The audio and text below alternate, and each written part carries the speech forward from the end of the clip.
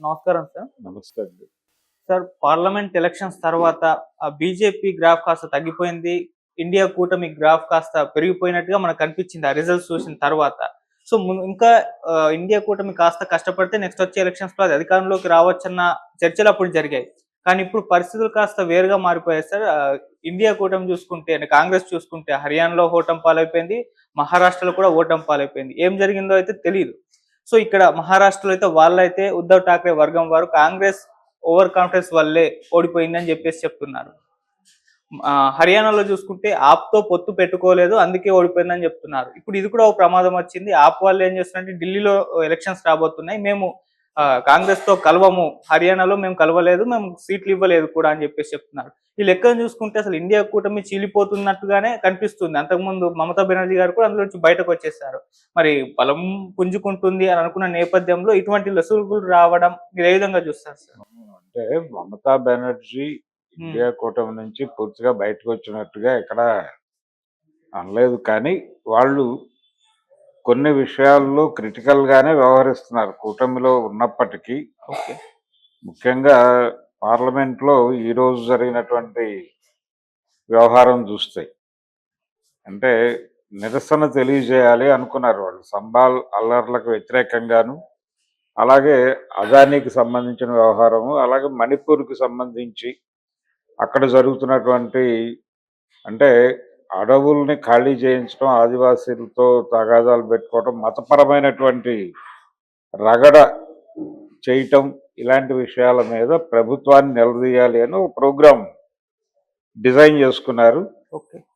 దానికి సంబంధించి ఆందోళనకి దిగాలి అని అనుకున్నప్పుడు కూటమి సమావేశం జరిగింది. పార్లమెంటరీ పార్టీల సమావేశానికి కూడా వీళ్ళు హాజరు కాల. సమాజ్వాదీ కూడా కాల. తృణమూల్ కాంగ్రెస్ కాలేదు, సమాజ్వాదీ కాలేదు.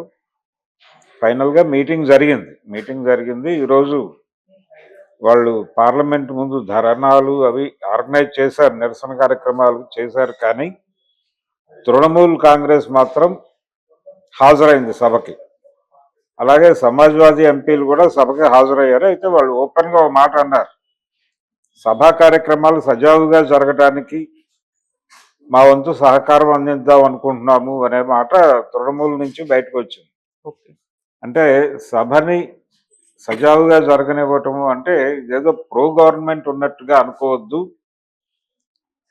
సభలు చర్చించాల్సిన విషయాలని చర్చించాలి. ఆందోళనలతో సభని టోటల్గా అంటే ఒక రకంగా ప్రతిష్టంభనకు గురి చేయటం అనేది సరైంది కాదేమో అనే ఉద్దేశంతో మేము ఉన్నాము అనేది వాళ్ళు మాట్లాడారు.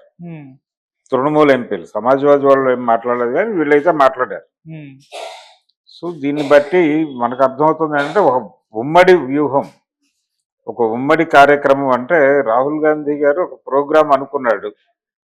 ఆయన డిజైన్ ఏమిటి, టోటల్గా ఈ సెషన్లో బీజేపీని ఎండగట్టాలి అని అనుకున్నాడు ఆయన.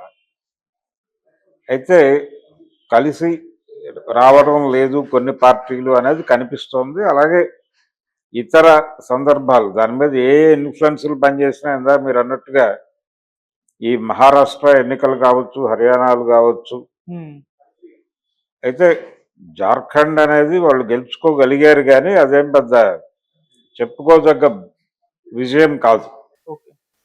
మహారాష్ట్ర ఎన్నిక అనే దాని మీద చాలా అంచనాలు ఉన్నాయి. అది వర్కౌట్ అవ్వలేదు.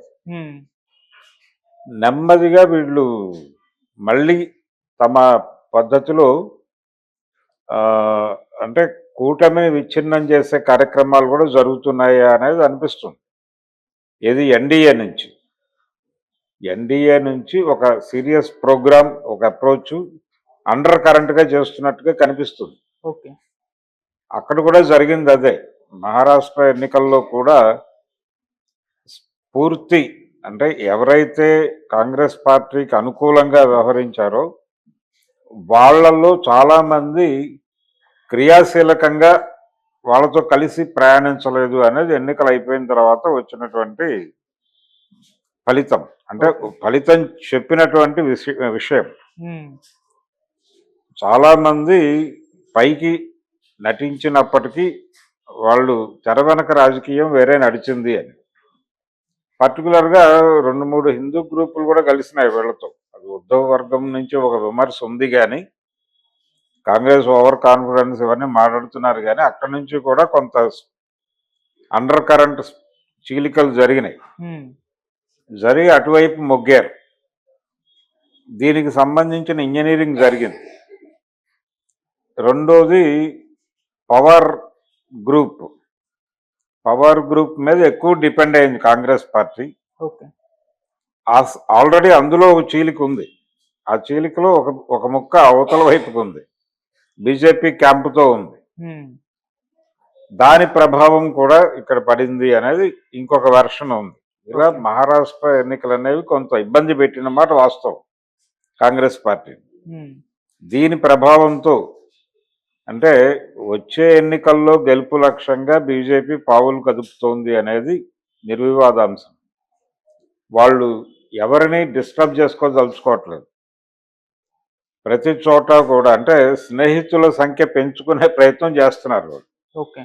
గతంలో ఘర్షణాత్మక వైఖరి ఉన్నటువంటి వాళ్ళతో కూడా స్నేహపూర్వకంగా వ్యవహరించాలనుకుంటున్నారు. అలాగే ప్రధానమైన విమర్శలు ఏవైతే ఉన్నాయో భారతీయ జనతా పార్టీ మీద కావచ్చు, ఎన్డీఏ కూటమి మీద కావచ్చు, ప్రధానంగా ఏ విమర్శలు ఉన్నాయో ఆ విమర్శలు రైజ్ అయ్యేటువంటి ఏ రకమైన సందర్భము, ఏ రకమైనటువంటి ఇష్యూ తమ వైపు నుంచి జరగకూడదు అనేది వాళ్ళు బలంగా నమ్ముతున్నారు.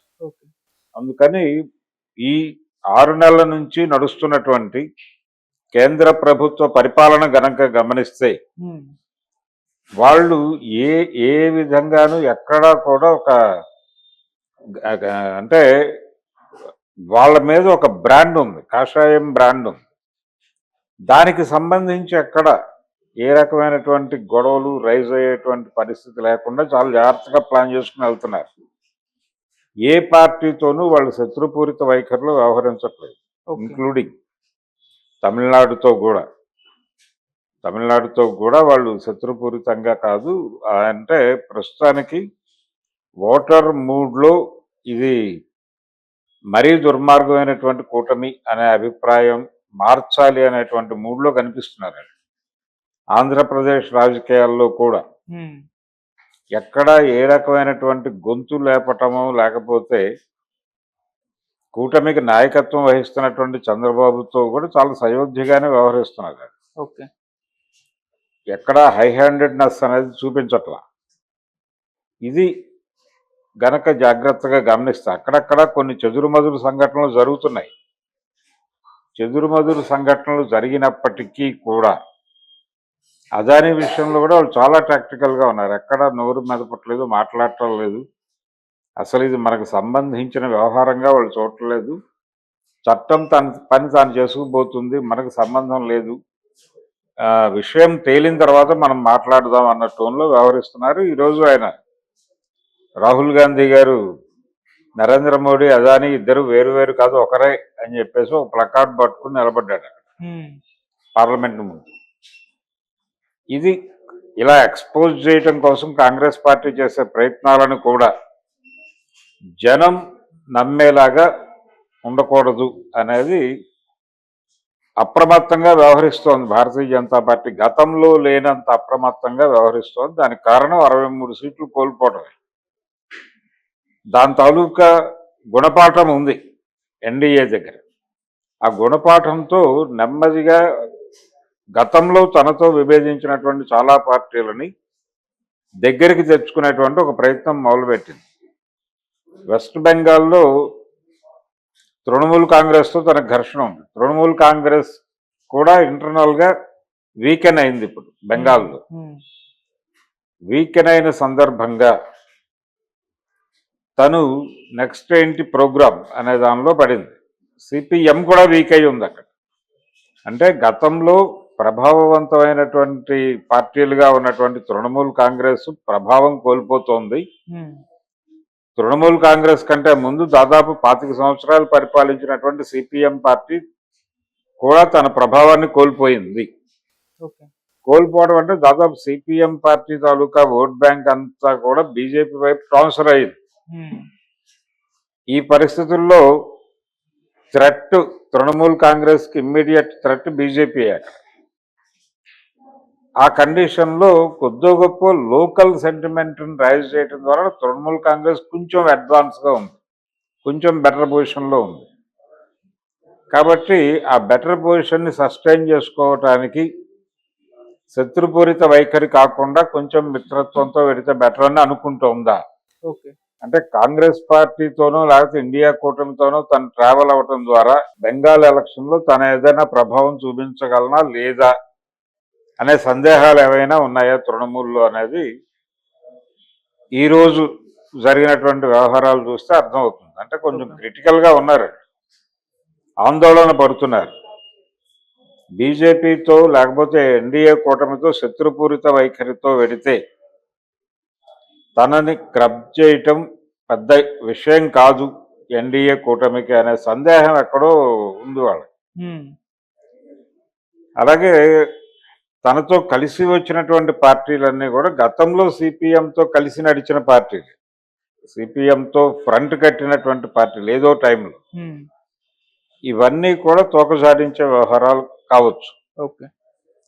అందుకని ఒక డైలమా నడుస్తోంది తృణమూల్లో, ఒక డైలమా నడుస్తోంది. ఆ డైలమాలో నుంచి వాళ్ళు ఇలా బిహేవ్ చేశారు ప్రతి చోట. అంటే దీన్ని ఎలా వాళ్ళు అవుట్కమ్ ఎలా ఉంటుంది డిస్కషన్స్ తర్వాత మనం తిరిగి అంటే తిరుగుబాటు జెండా ఎగరేయచ్చు కేంద్ర ప్రభుత్వానికి వ్యతిరేకంగా అనే స్థైర్యం చిక్కితే మళ్ళీ సీన్ మారచ్చేమో.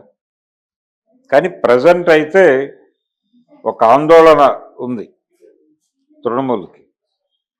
బీజేపీ వెస్ట్ బెంగాల్లో దాని పొజిషను, దాన్ని ఎదుగుతున్నటువంటి సరళి, అలాగే సిపిఎం తగ్గుముఖం పట్టడం, ఒక బలమైన శత్రువు ఉన్నప్పుడు ఒక ఐక్య సంఘటన రూపంలోకి రావచ్చు.